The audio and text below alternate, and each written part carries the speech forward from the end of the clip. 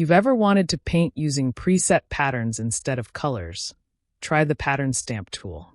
Choose any pattern from Photoshop's library or create your own by defining a selection as a new pattern. Once selected, start brushing to add textured fills, bricks, cloth, grass, or abstract designs. This tool is fantastic for backgrounds, digital collages, or stylized artwork.